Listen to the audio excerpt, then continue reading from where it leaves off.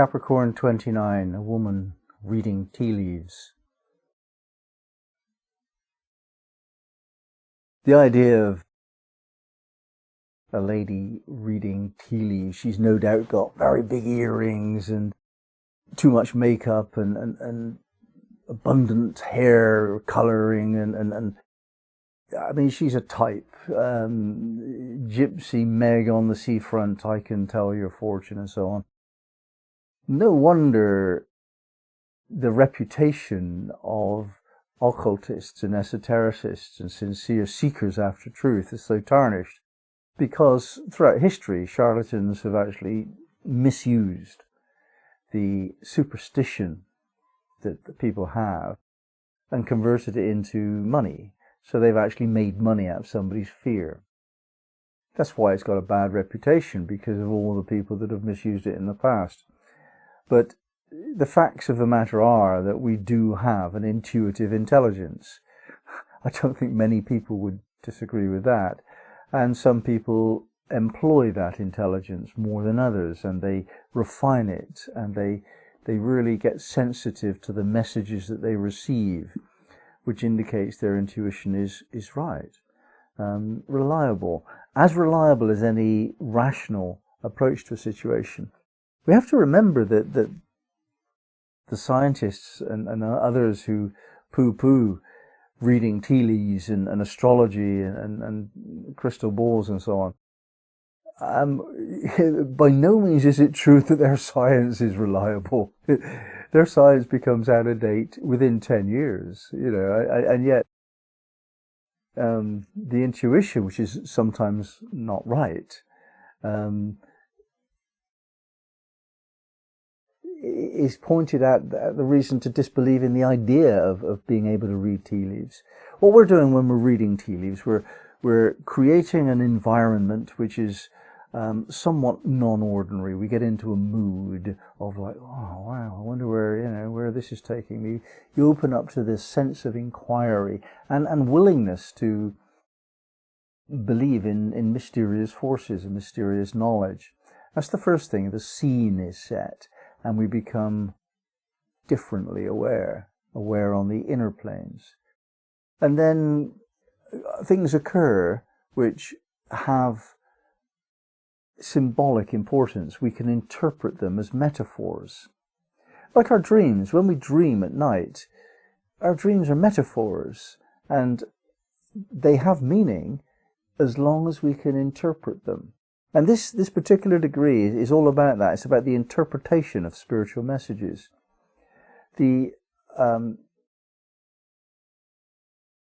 action of any communication, whether it's empathic or telepathic or spoken or written, every communication is subject to this general rule that the communicator chooses a medium of expression, that the communicator exists and has a medium of expression, and the communicated to, the listener, has a need to interpret that.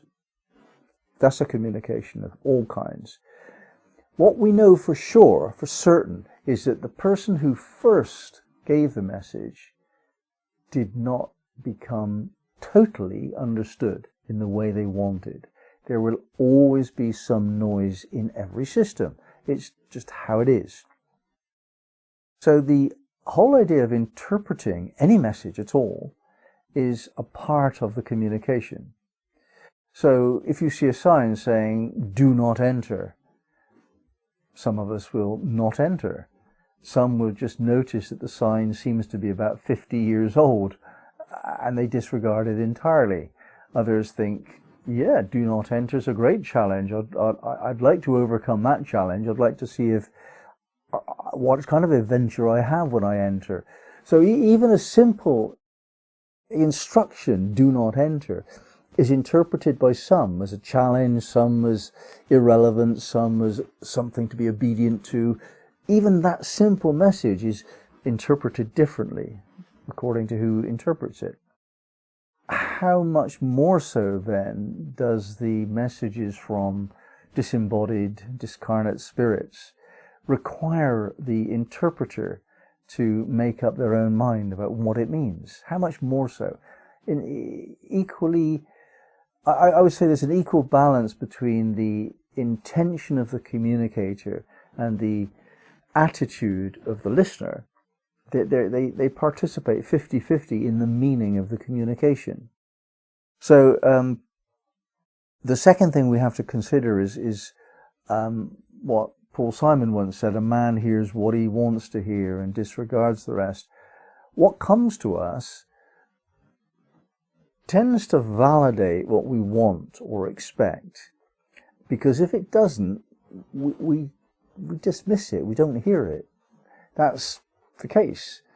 It's not a very good idea, but that's actually what most people do.